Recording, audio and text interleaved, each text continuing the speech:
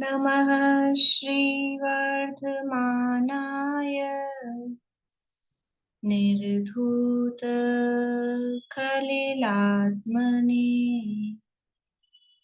सालोकानां त्रिलोकानां यद्विद्यातर्पणायते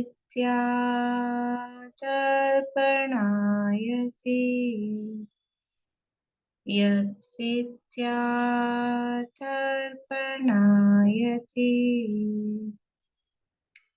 सकल पाप मल प्रक्षालक श्री वर्धमान को करुण नमन लोकालोक प्रकाशित करने जिनकी विद्या है दर्पण जिनकी विद्या है दर्पण।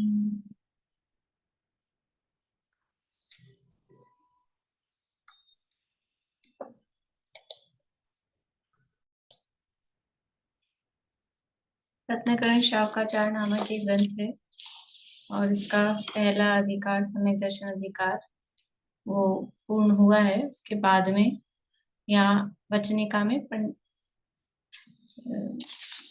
यहाँ परिशिष्ट दिए गए हैं, उन परिशिष्ट की चर्चा यहाँ अपन कर रहे हैं। देखिए, ये परिशिष्ट भी मतलब उनका सदाशिवदास जी का नहीं है, ये तो संपादकों ने संपादन किया है। तो जो भी सम्यक दर्शन की महिमा या सम्यक दर्शन से रिलेटेड जो अन्य ग्रंथों में जो बातें आई हैं उसको यहाँ पर इन्होंने संपादन में ये दिए गए हैं परिशिष्ट। तो कल हमने पंडित बनारसी दास जी का एक छंद देखा था, वो वापस से एक बार बोल लेते हैं। अर्थ तो कल अपन ने कर ही लिया था, अर्थ और उसका भाव आप लोग भाव ख्याल में लीजिएगा। पेज नंबर है 79 रत्नकरण शावकाचार्य में। दया दान पूजाशील पूंजी सोवा जान पने जितनो हंस तू अनादि काल में कमाए गो तेरे बिन विवेक की कमाई न रहे हाथ भेद ज्ञान बिना एक समय में गमाए गो अमल अखंडित स्वरूप शुद्ध चिदानंद या के वाणिज माही एक समय तो रमाए गो मेरी समझ मान जीव अपने प्रताप आप एक समय की कमाई तू अनंत काल खाए को एक समय की कमाई तू अनंत काल खाए को। कौन सा काम करना अच्छा है? आजकल दुनिया में ऐसा कहा जाता है स्मार्ट वर्क करना चाहिए, हार्ड वर्क नहीं करना चाहिए, स्मार्ट वर्क करना चाहिए। तो कौन सा वर्क स्मार्ट है कि एक समय की कमाई अनंत काल खाए? वो स्मार्ट वर्क है कि ये गधा मजूरी में फलदारी में लगे हुए हैं अनादिकाल से, और अनादिकाल से क्रम बांध बांध के पुण्य बांधने में जीव लगा हुआ है, पुण्य इकट्ठा करने में जीव लगा हुआ है, अनादिकाल से पुण्य इकट्ठा कर रहा है। लेकिन वो पुण्य कितनी देर को मतलब वैसे भी देखा जाए ना, कर्णानियोग के हिसाब से भी कितना ही पुण्य कोई जीव बांध ले, अच्छी अच्छी लंबी स्थितियां भी, लेकिन यदि भेद ज्ञान नहीं हुआ, मिथ्यात्व का अभाव नहीं हुआ, तो वो पुण्य का क्या होने वाला है? क्योंकि त्रस पर्याय की स्थिति तो थोड़े ही काल की है।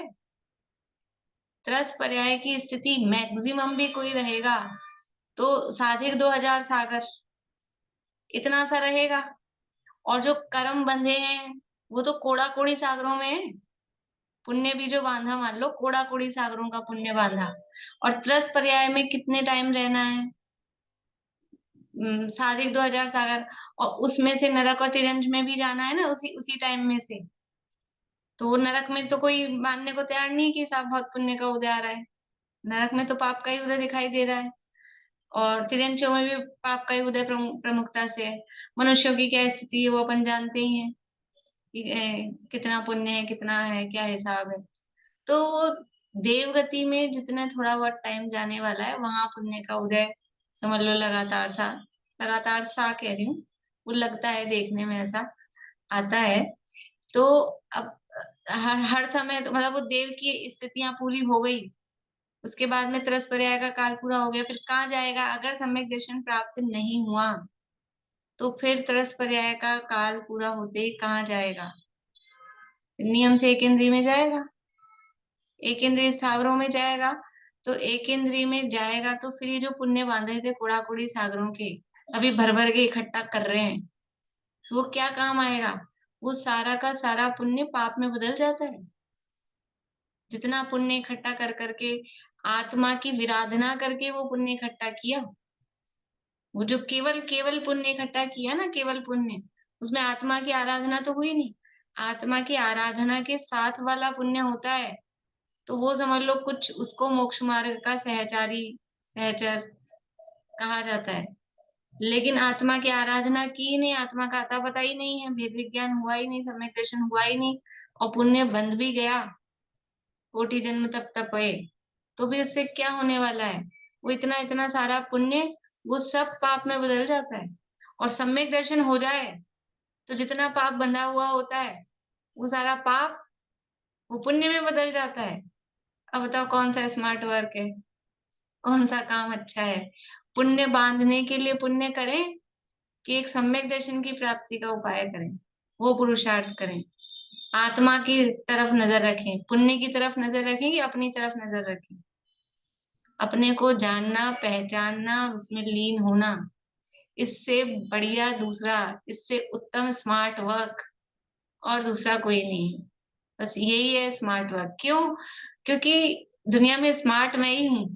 दुनिया में सबसे सुंदर कौन है? सबसे सुंदर कौन है? एकत्व निश्चय गत समय, सर्वत्र सुंदर लोक में। ये समय, समय मतलब शुद्धात्मा, मैं वो ही दुनिया में सुंदर हूँ। जो सुंदर होता है वही देखने लायक होता है, वही रमने लायक होता है। समय सार में एक गाथा है, इसमें ही नित्य विहार कर, पर द्रव्य में न विहार कर। इसके ऊपर लाइन क्या है?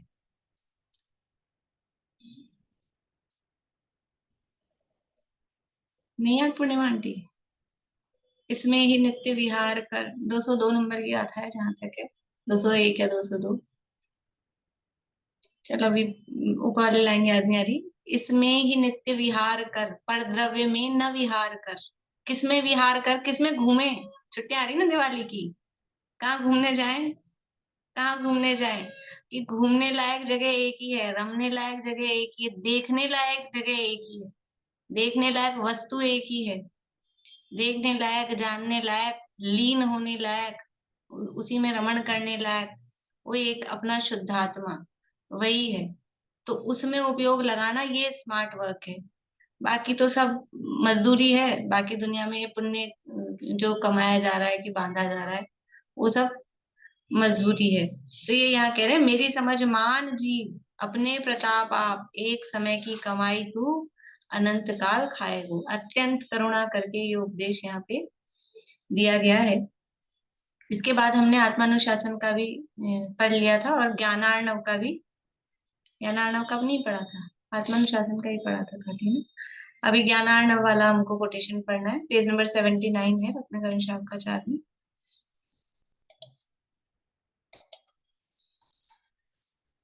देखिए, हे भव्य जीवों, तुम इस सम्यक दर्शन रूपी अमृत का पान करो। ज्ञानार्णव जो ग्रंथ है, जो कल शाम को भी आया था ज्ञानार्णव का रेफरेंस, इसलिए थोड़ा वो लगा। ज्ञानार्णव शुभ चंद्राचार्य रचित ग्रंथ है। शुभ चंद्राचार्य, जो आप लोगों ने कहानी सुनी होगी, भर्तरी और शुभ चंद्राचार्य दोनों भाई थे, राजकुमार थे, और दोनों दीक्षा लेके निकल गए। तो भर्तरी तो अन्यमति साधुओं के साथ लग गए और उन्होंने सोना बनाने की विधि सीख ली, एक रसायन बना लिया जिससे सोना बनता था। और शुभचंद्राचार्य दिगंबर मुनि हुए, और वो वहां सोनागिर जी के पहाड़ पे तपस्या कर रहे थे। और भर्तरी ने जब वो सोना बनाने का रसायन बना लिया ना, तो उसने, उसको विचार आया मेरे भाई साहब कहाँ हैं, उनकी भी तो खबर ली जाए। तो अपने शिष्य को भेजा कि हमारे भाई साहब को ढूंढ के आओ। तो फिर शिष्य ने जाके देखा तो वो तो नंग धड़ंग कुछ नहीं। तो आके कहा अपने गुरु जी को, भर्तरी को, कि वो तो आपके भाई साहब तो बड़े फटे हाल, फटे हाल क्या, फटाई कुछ भी नहीं है उनके पास तो, बिल्कुल एकदम ऐसे हैं वो तो वो बढ़तरी ने आधा वो जो रसायन बनाया था, आधा रसायन शिष्य के साथ भिजवा दिया कि ये जाके गुरुजी को, भाई साहब को दे देना, सोना बना लें तो अपनी अपनी जरा स्थिति ठीक करें। तो वो ले जाके दिया, और वो शिष्य ने ले जाके दिया, और उन्होंने शुभचंद्राचार्य ने क्या किया, उसको ऐसा मिट्टी में डाल दिया, सारा बेकार हो गया। तो उसको बड़ा गुस्सा आया, आके उसने कहा गुरुजी को अपने कि वो तो इधर से भी ऐसे हैं और इधर से भी ऐसे, ऐसे लग रहा है उनका तो दिमाग ही खराब हो गया। उन्होंने इतना कीमती सोना बनाने का रसायन और ऐसे ही मिट्टी में डाल दिया। तो फिर भर्तरी को अपनी गलती समझ में आई कि नहीं, मुझे खुद को जाना चाहिए था, बड़े भाई साहब हैं। तो वो खुद गए बाकी की आधा बचा हुआ रसायन लेके। तो फिर शुभचंद्राचार्य ने उनको कहा कि क्या हमने इसलिए राज्य छोड़ा था, सोने की क्या कमी थी घर में, राज्य वैभव की कोई कमी तो नहीं थी, और तुम्हें सोना ही चाहिए। तो ऐसे अपने पसीना निकाला और पास सामने वाले पहाड़ पर ऐसे डाल दिया पसीना, तो वो पूरा पहाड़ सोने का हो गया, इसलिए उसका नाम सोनागिरी। सोनागिरी नाम क्यों है सोनागिरी का, कि वो शुभचंद्राचार्य वहां तपस्या करते थे, और उनके मतलब रिद्धि उनको ऐसी प्रकट थी कि उनके वो पसीना जहाँ गिरा, तो वहां तो मिट्टी, ये तो उसने रसायन बनाया था, वो लोहे को सोना बनाता था, और ये तो मिट्टी को, पत्थर को, जिसने सोना बना दिया। ऐसे वो ये शुभचंद्राचार्य, उन्होंने ज्ञानार्णव की रचना की, और बहुत अच्छा ग्रंथ है, ध्यान का भी इसमें प्रकरण है। तो सम्यक दर्शन आदि का तो जो भी कोई ग्रंथ होगा सम्यक दर्शन के बिना तो चालू ही नहीं होगा।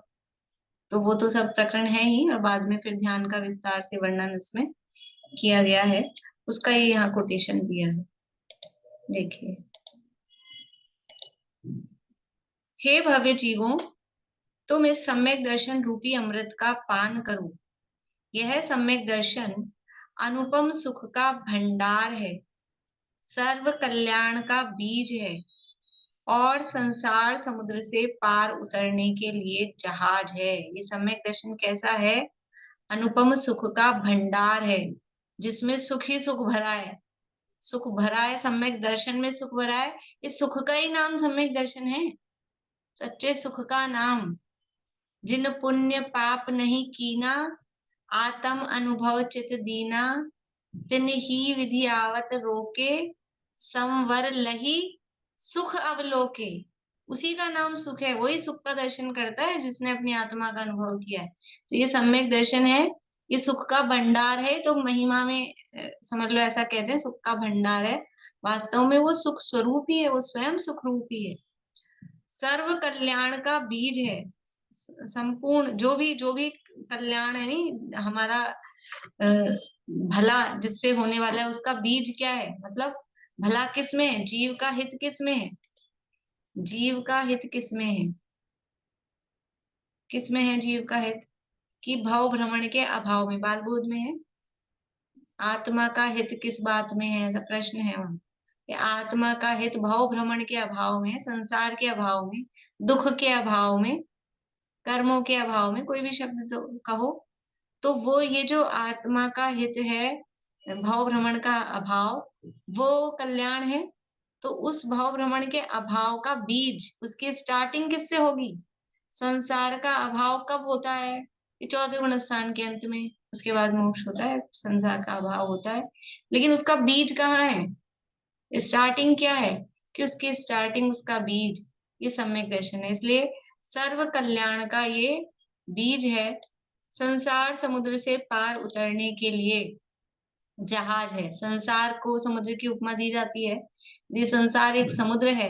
तो समुद्र का मतलब है, देखो नदियों को तो तैर के पार किया जा सकता है, सामान्य आदमी नदी को तैर के पार कर सकता है, लेकिन समुद्र को तैर के पार करना वो साधारण आदमी के बस की बात नहीं होती। सामान्य व्यक्ति समुद्र को तैर के नहीं पार कर सकता है।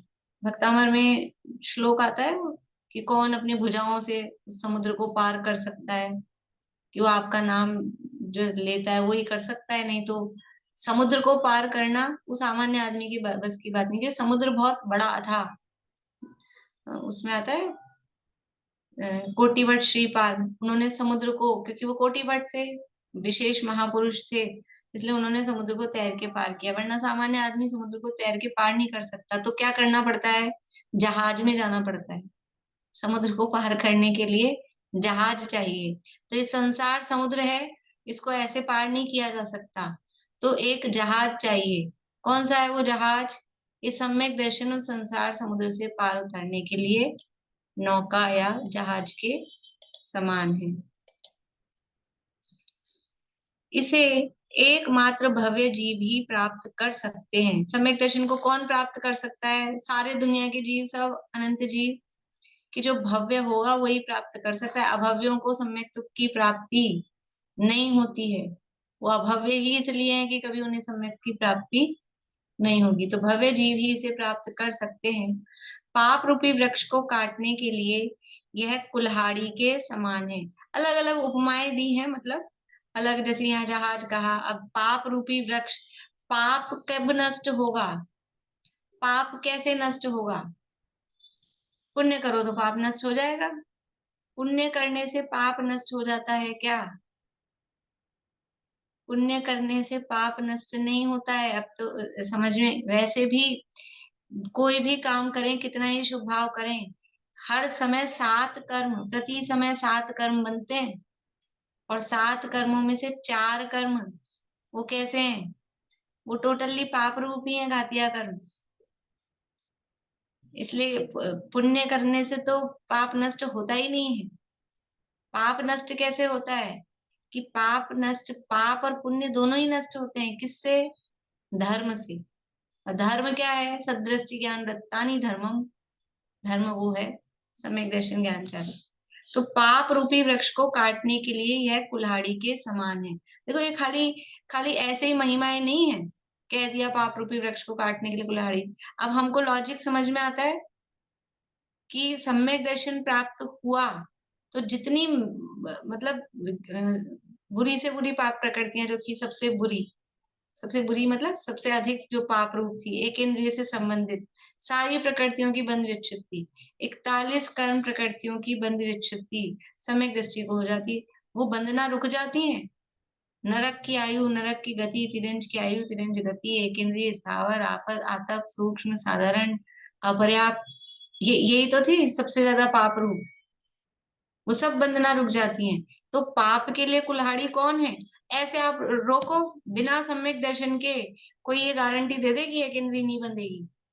कोई ये गारंटी दे दे कि तिरंज आयु, तिरंज गति, नरक आयु, नरक गति नहीं बंधेगी बिना सम्यक दर्शन के? कोई गारंटी नहीं है। जरा से भाव परिणाम फिसले, ये तो हर समय बदलती रहती है ये। अभी पंच, क्योंकि ये बनती रहती है ना, ये गति जाति, ये हर समय बनती है।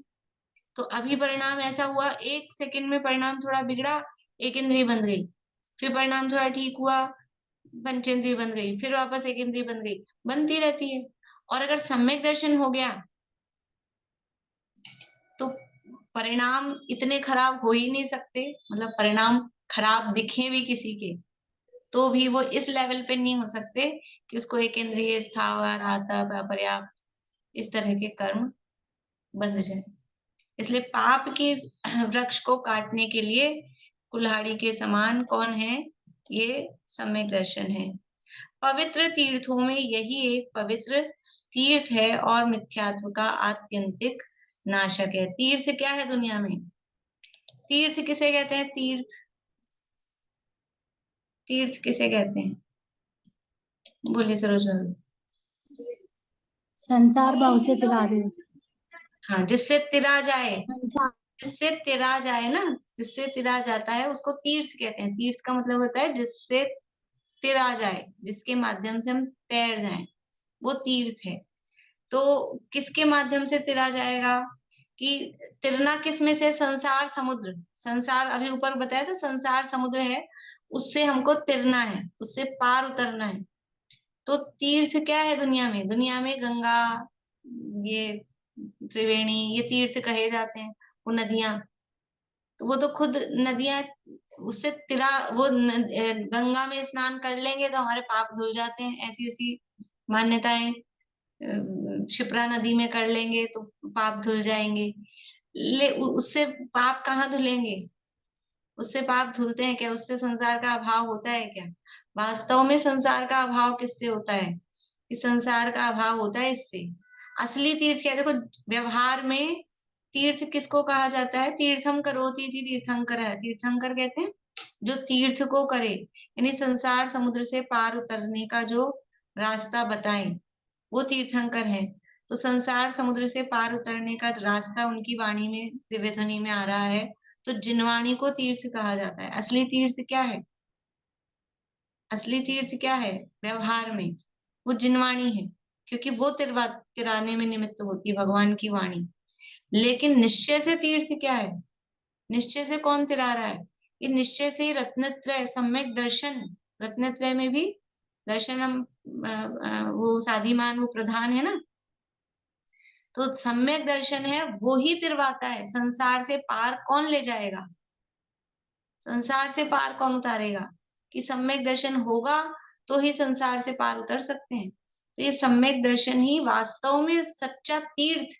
यदि हमें तीर्थ वंदना करनी है, तीर्थ वंदना करनी है, बहुत सारे ऑप्शंस हैं, छुट्टियां आ ही रही हैं, तो घूमने जाना है तो एक ही जगह है, तीर्थ वंदना करनी है तो भी एक ही जगह है।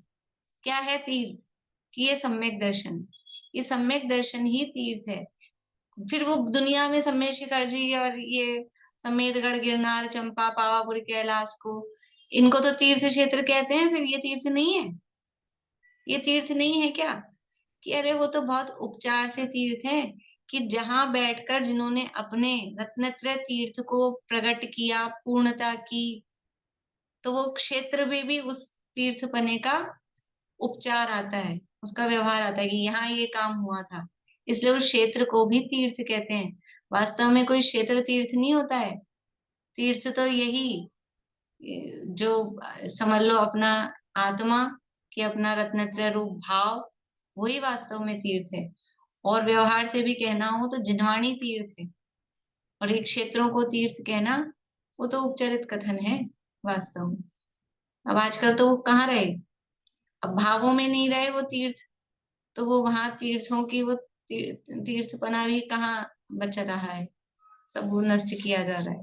देखिए, तो पवित्र तीर्थों में यही एक पवित्र तीर्थ है, और मिथ्यात्व का आत्यंतिक नाशक है। मिथ्यात्व का अत्यंत नाश करने वाला है, अत्यंत नाश करने वाला है, क्योंकि जहां सम्यक्त्व है वहां मिथ्यात्व हो सकता है क्या?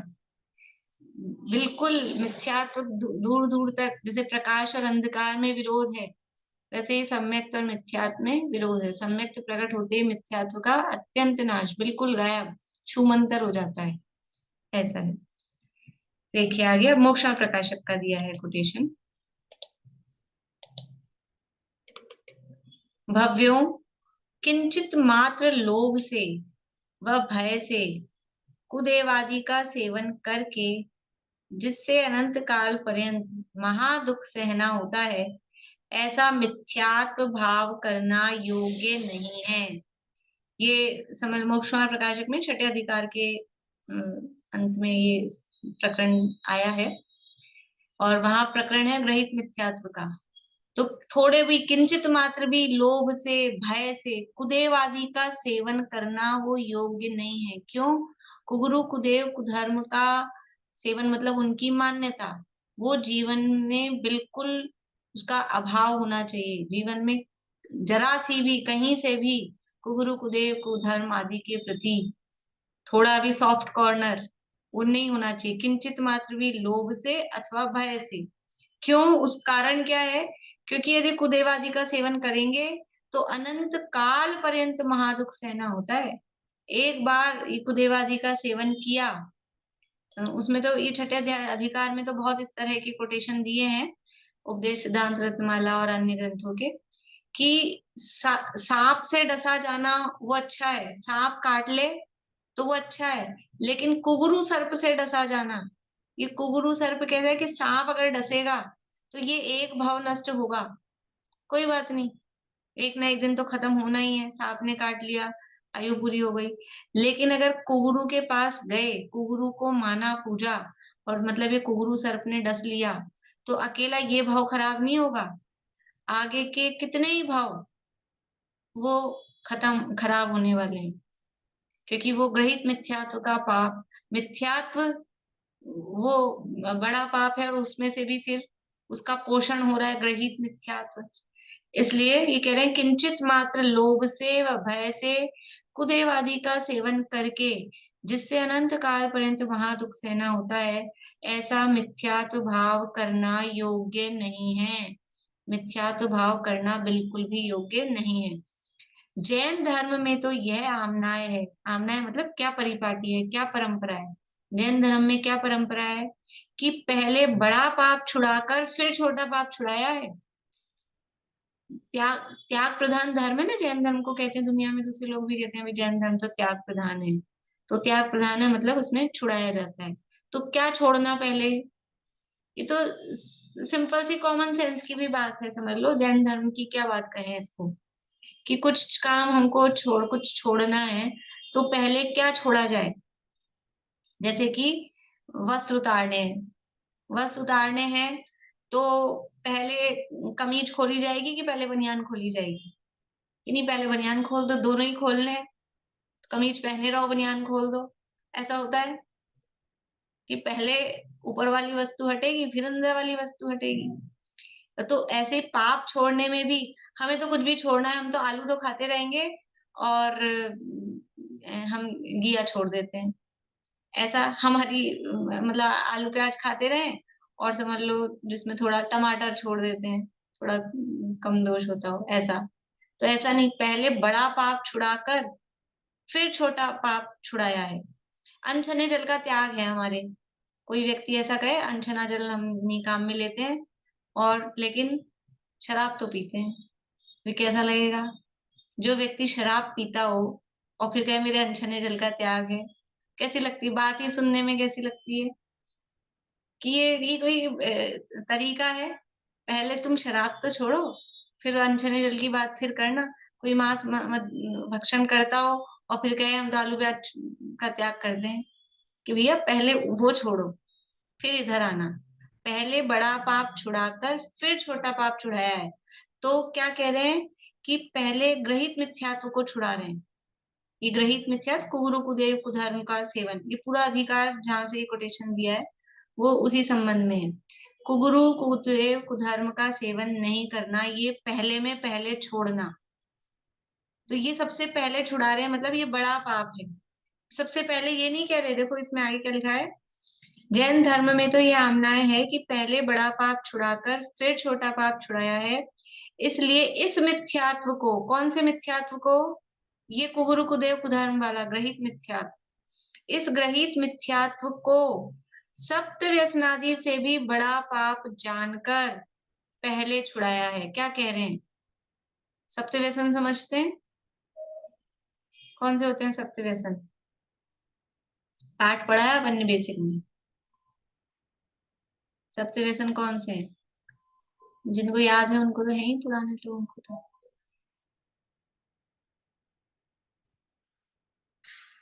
क्या? नीलम भाभी, सुमन जी, रजनी जी, प्रेमलता जी, बोली। पूरा पूरी लाइनें याद नहीं आ रही, साथ याद है। हाँ, जुआ मदिरा पर स्त्री आंखें तक, और मद मद शराब, नहीं मदिरा हो गई वो तो। जुआ मदिरा आंखें तक, पर स्त्री, आमिष। आमिष आमिष क्या होता है? ये नॉन वेज। हाँ, हाँ, ठीक है। मान। हाँ, हम्म, आमिष। पांच और दो क्या थे? चोरी। चोरी हाँ, एक और बचा। हाँ, वेश्या। वैसे। ठीक है, बढ़िया। जुआ, आमिष, मदिरादारी, आखेटक, चोरी, पर नारी, ये हो गए बस 7। ये ही सप्त व्यसन दुखदाई, दुरित मूल दुर्गति को भाई। बनारसीदास जी का छंद था, उसमें अपन ने पढ़ा था। तो ये सप्त व्यसन यानी वेश्यागमन, परस्त्री रमण, शिकार खेलना, चोरी करना, मद्य मास, मधु यानी शराब का मांस खाना, ये सब करना एक बार। लेकिन उस क्या कह रहे हैं, कोई ये करता हो, कोई ये दो काम करता हो, ग्रहित मिथ्यात्व भी और सप्त व्यसन भी, और वो कहे मैं मुझे एक ही चीज छोड़नी है, तो क्या छोड़ना? क्या छोड़ना? हमको क्या लगता है बड़ा पाप? नहीं, शिकार खेलना, इसमें तो हिंसा हो रही है, शराब पीना, पर स्त्री सेवन करना, वेश्यागमन करना, कितना बड़ा पाप है, कितना खराब काम है।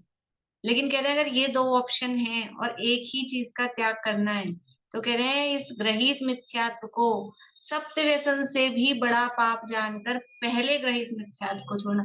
सप्त व्यसन करने लायक है तो करते रहो, ये नहीं कह रहे हैं। यहाँ केवल उस ग्रहित मिथ्यात्व की भयानकता बता रहे हैं, इसके लिए उसको उससे कंपेयर करें। सप्त व्यसन को तो दुनिया में कोई अच्छा नहीं कहेगा, वो तो करने लायक है ही नहीं, तुरंत ही छोड़ देने लायक है। लेकिन कोई ग्रहित मिथ्यात्व तो पालता हो, और बाहर में अभी दुनिया में लोग सारे ऐसे ही तो मिलते हैं, बहुत अच्छा, बाहर में कोई चोरी नहीं, चकारी नहीं, शराब नहीं, मांस मदिरा भक्षण नहीं, कोई वेश्यागमन परिस्थिति सेवन, इस तरह का काम कोई नहीं करे, लेकिन ग्रहित मिथ्यात्व में लगे हुए हैं। तो ये कह रहे हैं कि पहले ग्रहित मिथ्यात्व को छोड़ो, वो नहीं करते हो वो अच्छी बात है, लेकिन ग्रहित मिथ्यात्व कितना बड़ा पाप है उसकी भयानकता बताने के लिए यहाँ कह रहे हैं इस मिथ्यात्व, इस मतलब कौन सा मिथ्यात्व? ग्रहित। अग्रहित मिथ्यात्व की तो वो तो है ही, लेकिन अभी तो ग्रहित मिथ्यात्व, ये कुहू कुदेव आदि का जो सेवन है, उसको सप्त व्यसनादि से भी बड़ा पाप जानकर पहले छुड़ाया है, यानी मिथ्यात्व को छोड़ना। और मिथ्यात्व में भी पहले ग्रहित मिथ्यात्व छूटेगा, पहले कमीज उतरेगी, उसके बाद में ग्रहित मिथ्यात्व है वो कमीज के जैसा है। अग्रहित मिथ्यात्व जो अनादि काल की सात तत्व संबंधी विपरीत मान्यता है, वो अंदर वाले वस्त्र की जैसा है। तो पहले ग्रहित मिथ्यात्व छोड़े नहीं और कहे कि हम तो बस भेद ज्ञान कर लेंगे, भेद ज्ञान कर लेंगे, होगा ही नहीं, हो ही नहीं सकता है, हो ही नहीं सकता है, पॉसिबल ही नहीं, तीन काल में संभव नहीं है कि ग्रहित मिथ्यात्व बना रहे और कोई कहे कि मेरे तो अग्रहित का अभाव हो गया, मेरे तो सम्यक दर्शन हो गया, हो ही नहीं सकता है। ग्रहित मिथ्यात्व में कोई जन्म ले लिया हो, लेकिन वो उस मान्यता को छोड़ दे, तो भले ही बाहर से कोई सा भी हो, सरनेम में क्या फर्क पड़ता है। यहाँ कोई बाउंडेशन नहीं है, यहाँ कोई जाति धर्म संप्रदाय, ऐसा नहीं कि सम्यक दर्शन किसी की वपौती है। चारों गतियों में हो सकता है, तो फिर मनुष्यों में तो कहीं कोई बात ही नहीं है, लेकिन अंदर से मान्यता उसकी छोड़नी पड़े, वो मान्यता छूटेगी तो सम्यक्त्व के अधिकारी हैं। और अगर अंदर ग्रहित मिथ्या तो चल रहा है, तो जैन कुल में जन्म लिया हो कि दिगंबर में जन्म लिया हो, उससे क्या फर्क पड़ता है, ग्रहित मिथ्या तो अंदर से छूटना चाहिए। ये महान पाप है कि ग्रहित मिथ्यात्व को छोड़े, उसके बाद में फिर अग्रहित मिथ्यात्व भी यथायोग्य होके छोड़ना ही। देखिए आगे पुरुषार्थ सिद्धि उपाय का कोटेशन दिया है आगे। प्रारंभ में सर्व प्रकार के प्रयत्न से सम्यक दर्शन उत्तम रीति से अंगीकार करना चाहिए, क्योंकि सम्यक दर्शन के होने पर ही ज्ञान और चारित्र सम्यक पने को प्राप्त होते हैं। वहाँ श्लोक है तत्रादौ सम्यक्त्वम समुपा अखिल यत्नेन समुपाश्रयणीय अखिल यत्नेन, यानी सारे प्रयत्न करके तत्रादौ सबसे पहले जीवन में करने योग्य काम क्या है? अपन करते हैं किचन में कुछ बनाना हो, कोई तैयारी करनी हो, तो सबसे पहले तो ये करो, कुछ भिगोने का काम होता है तो सबसे पहले तो ये भिगो, उसके बाद दूसरा काम करेंगे। और जिस भी चीज की अपने को प्रेफरेंस समझ में आती है ना, अभी क्या पहले जरूरी है, बच्चे स्कूल जाने वाले हैं तो पहले उनके टिफिन का काम जरूरी है कि पहले दूसरे बाद वाले काम, कि पहले वो प्रेफरेंस है। तो ऐसे ही जीवन में क्या हमारी प्रेफरेंस होनी चाहिए, सबसे पहले क्या करना, कि सबसे पहले घर गृहस्थी निपटा लें, दिवाली आ रही है सफाई वफाई कर लें सबसे पहले वो जरूरी है अभी तो। क्या सबसे पहले क्या काम करना, सबसे पहले में पहले, कि प्रथम में प्रथम, हे जीव प्रथम में प्रथम तू अपने को आत्मा स्वीकार कर, मैं आत्मा हूं, मैं शुद्धात्मा हूं, ये पहचान करना, ये स्वीकार करना, वो प्रथम कर्तव्य है। कर्तव्य मतलब करने योग्य कार्य।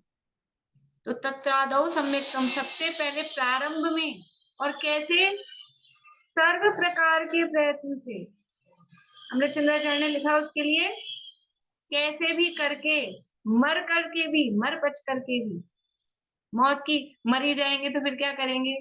अरे मरने को नहीं कह रहे, लेकिन उसकी इंपॉर्टेंस बता रहे हैं कि कैसे भी करके, मर बच करके भी, ऐकत्वमपि मृत्वा तत्व कौतूहली सन, अनुभव भव मूर्ते पार्श्ववर्ती मुहूर्तम, पृथगत विलसंतम स्वम समालोक्य येन तेजसी जगति मूर्त्या शाकमेकत्व मोहम।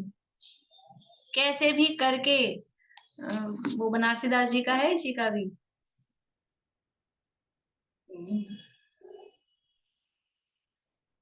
कहाँ से शुरू होता है पूर्णिमा आंटी? चलो मैं दादा वाला बोलती हूँ। निज तत्व का कौतूहली अर पड़ोसी बन देह का, हे आत्मन जैसे बने अनुभव करो निज तत्व का। निज तत्व का कौतूहली, अपने को जानने का उत्साह, अपने को जानने की जिज्ञासा। हमें तो क्या कौतूहल लगता है, दिवाली आ गई है, बाजारों में रौनक हो रही है, कहाँ कैसी क्या लाइटिंग हुई है। यहाँ जयपुर की बता रही हूँ, यहाँ जरा कुछ ही अलग होता है, कैसा क्या सजा, कहाँ क्या हुआ, बस ये कौतूहल। और जरा किसके क्या चल रहा है, किसी के अंदर की बात पता लग जाए घर की, तो वहां क्या चल रहा है, ये कौतूहल। किसका कौतूहल होना चाहिए, किसकी जिज्ञासा होना चाहिए? निज तत्व का कौतूहली। और शरीर का क्या बन जाओ? शरीर का बोल रहे हैं पार्श्ववर्ती, पार्श्ववर्ती यानी पड़ोसी। शरीर का तो साइड में रख दो, पड़ोसी। और मैं कौन हूँ, ये शरीर को जैसे पिक्चर्स में नहीं दिखाते, कभी कभी कोई व्यक्ति अंतर्द्वंद उसके चलता रहता है, तो एक एक सामने निकल के खड़ा हो जाता है उसके, फिर वो कुछ बोलता है, ये कुछ बोलता है, ऐसे डायलॉग्स चलते रहते हैं। देखा होगा ऐसा मूवीज में सबने। तो ऐसा ये मैं अलग हूँ और ये शरीर अलग है, ऐसा दो अलग अलग ये दिखना चाहिए। सबसे पहले ये कैसे भी करके, सब उपाय से, मर करके भी अपने को जानने की जिज्ञासा, आखिर मैं हूं कौन? ये जो दिख रहा है ये तो मैं नहीं हूँ, ये तो मैं नहीं हूं, तो फिर ये मैं आ कहां से रहा है? ये हमको अगर गहरी जिज्ञासा लग जाए ना, ये मैं जो आ रहा है, ये मैं कहाँ से आ रहा है, ये कहाँ से आ रहा है? मैं, ये जबान से आ रहा है क्या, कि नहीं अंदर से आ रहा है? तो अंदर क्या है, अंदर से आ रहा है ना, तो कहाँ से आ रहा है? अंदर से।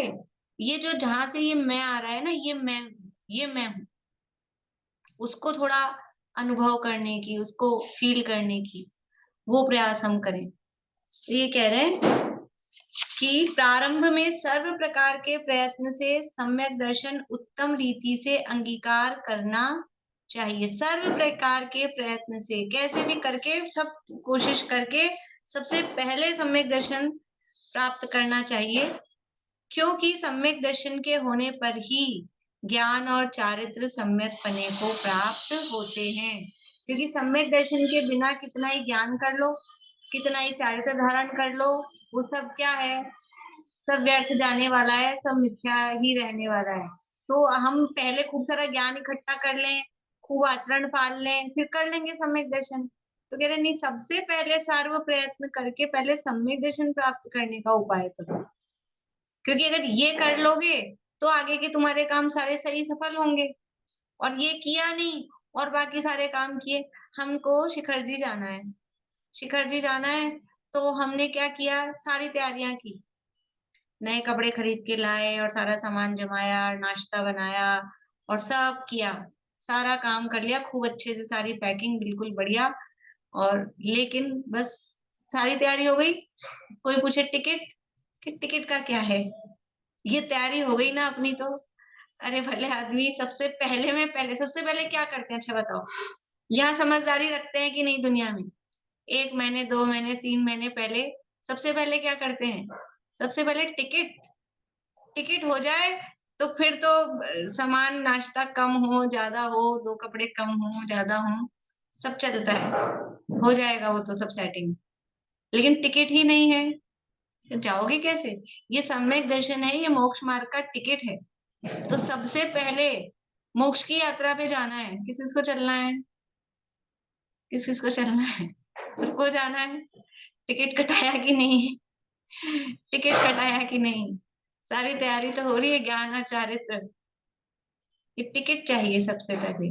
इसलिए सर्व प्रकार के प्रयत्न से सम्यक दर्शन उत्तम रीति से अंगीकार करना चाहिए।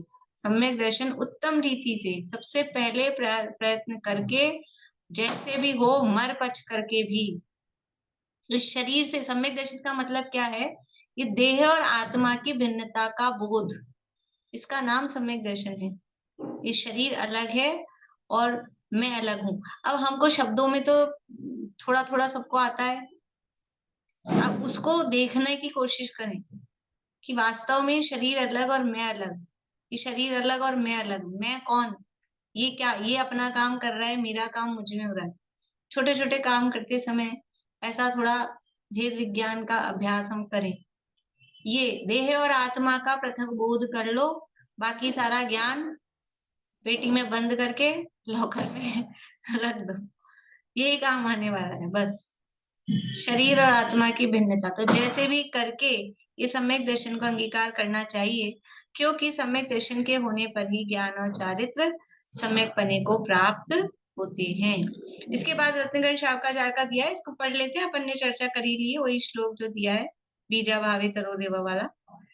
जैसे बीज के अभाव में वृक्ष की उत्पत्ति, स्थिति, वृद्धि और फल की प्राप्ति संभव नहीं है, उसी प्रकार सम्यक्त्व के अभाव में ज्ञान और चारित्र की भी उत्पत्ति, स्थिति, वृद्धि और फल की प्राप्ति नहीं होती। सम्यक दर्शन मोक्ष मार्ग का खेवटिया है। सम्यक दर्शन के समान तीन काल और तीन लोक में प्राणियों की कल्याणकारक अन्य कोई वस्तु नहीं है। कितने श्लोक आ गए इसमें? एक ही श्लोक आया है या ज्यादा आए हैं? बोलिए निशा जी, कौन कौन से श्लोक आ गए? थोड़ा थोड़ा सा श्लोक का एक तो चौथे नंबर का आया, चौथे नंबर का कौन सा? श्रद्धा नाम परमार्थ, वो कहाँ आया है इसमें? सम्यक दर्शन का। नहीं नहीं, यहाँ जो वाक्य दिया उसमें से उसमें से श्लोक कौन से श्लोक का अर्थ आ रहा है? चलिए जल्दी बताइए, कौन बता रहे हैं, टाइम हो गया। बोलिए मीना चाची। 33। थोड़ा सा श्लोक के स्टार्टिंग बोलिए। न सम्यक्त्वं समम किंचित त्रैकाले त्रिजगत्यपि। हाँ, श्रेय और श्रेयस, जो लास्ट लाइन है ना, सम्यक दर्शन के समान तीन कार और तीन लोक में प्राणी कल्याण कारक, तो न सम्यक तो समम किंचित, वो वाला श्लोक आ गया ये, ठीक है। हाँ, और बोलिए। और तो वो भी विद्या वृत्त से संभूति स्थिति वृद्धि। हाँ, बढ़िया। 52 विद्यावृत्त से संभूति, ये ऊपर शुरू में जो कहा था, वृक्ष की उत्पत्ति, स्थिति और वृद्धि। हाँ। और एक ये दर्शनम ज्ञान चारित्रात्। हाँ, 31 नंबर, ठीक है, कि वो खेवटिया है ना, मोक्ष मार्ग में खेवटिया है। दर्शनम ज्ञान चारित्रा साधिमान उपाश्मते, दर्शनम कर्णधारम, कर्णधारम दिया। बहुत ठीक, चलिए और आगे, अब भगवती आराधना और आगे और कोटेशन कल करेंगे अपन चर्चा।